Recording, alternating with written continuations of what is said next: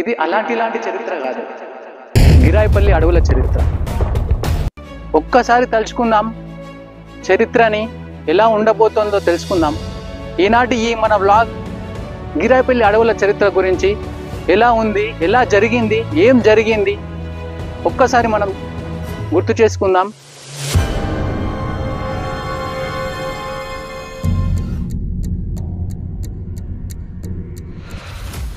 ఇది ఒక కథ కాదు, ఇది ఒక హిస్టరీ అస్సలు కాదు, ఇది ఒక మిస్టరీ. No way. ఇది ఒక ఎన్కౌంటర్. ఎస్, ఇది ఒక విప్లవం ఎన్కౌంటర్. రడికల్ విద్యార్థుల మరణం 1975 జూలై 25. దట్టమైన అడవిగా పేరున్న గిరాయిపల్లి, మెతుకులేని మెదకు సీమలో కొండపాక మండలంలోని గిరాయిపల్లి గ్రామంలో ఎన్కౌంటర్. రడికల్ విద్యార్థుల ఎన్కౌంటర్ పేరు మోగగానే మారు. ఏం జరిగిందో, ఎట్లా జరిగిందో, ఏ తల్లి పేగు బంధాన్ని తెంచిండ్రో, మొన్నటి జూలై 25కి 50 ఏళ్ళు పూర్తి చేసుకున్న రడికల్ విద్యార్థుల అమరవీరణం గురించి మనం దగ్గర ఇప్పుడు తెలుసుకున్నాం. ఒకసారి అక్కడ ప్రాంతాలకు వాళ్ళ ఉన్న జ్ఞాపకాల గురించి మనం తెలుసుకున్నాం.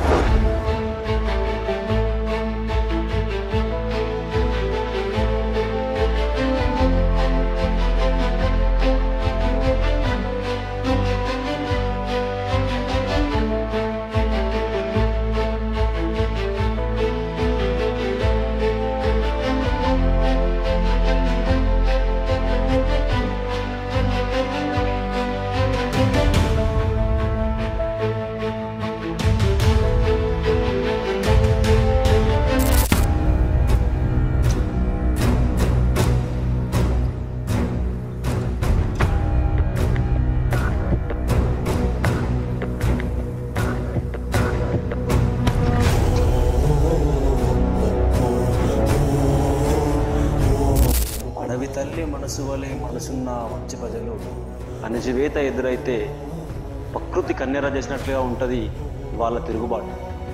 విప్లవ బాటకు ఏనాడు వెనుకడు వేయదు నా గిరాయిపల్లి. దేశంలో ఎమర్జెన్సీ విధించాక తొలి ఎదురుకాల్పులు. గిరాయిపల్లి అడవుల్లో జరిగిన ఎదురుకాల్పులు. సురపనేని జనార్దన్, లంకా మురళీమోహన్ రెడ్డి, అనంతరావు.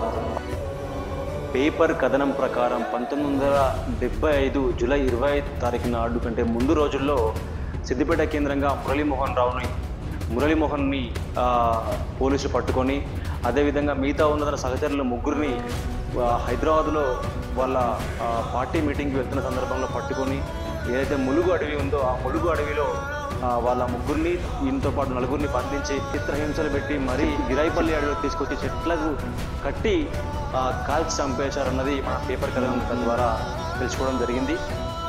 బలిసినోడిని కొట్టి లేనోడికి పెట్టడమే మావోయిస్టుల పనితీరుగా ఎందరో మంది పేరుగాంచారు. ఆ చంపిన వాళ్ళ అమరవీరుల స్తూపాలే ఇవిగా గుర్తించబడ్డాయి.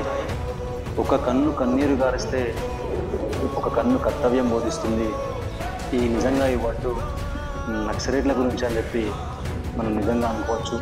ఎందుకంటే ఒక కన్నేమో కన్నీరు గారుస్తుంది అంటే ఫ్యామిలీ కోసం కన్నీరు గారుస్తుండు, ఒకటేమో కర్తవ్యం బోధిస్తుంది. కర్తవ్యం అంటే ఈ పేద ప్రజల కోసం, అట్టడి వర్గాల ప్రజల కోసం వాళ్ళు ఆ కర్తవ్యం కోసం.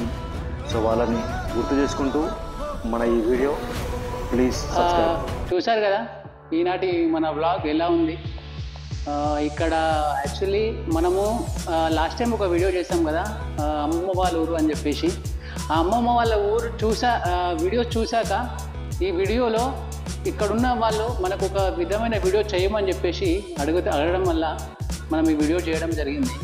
రియల్లీ ఒక కంట నీరు ఆగట్లేదు. సో ఈ ఊరు ఇంత మంచి ఊరు ఇన్ని రోజులు బయటకి రాకుండా సిద్దిపేటకి 20 కిలోమీటర్స్ డిస్టెన్స్, 20 కిలోమీటర్ల దూరంలో ఈ పచ్చని ప్రకృతితో నిండిన ఈ గిరాయిపల్లి ఊరు విధి విధానాలు, ఒకప్పటి చరిత్ర తెలుసుకుంటే రోమాలు నిక్కబొడుస్తున్నాయి నాకు.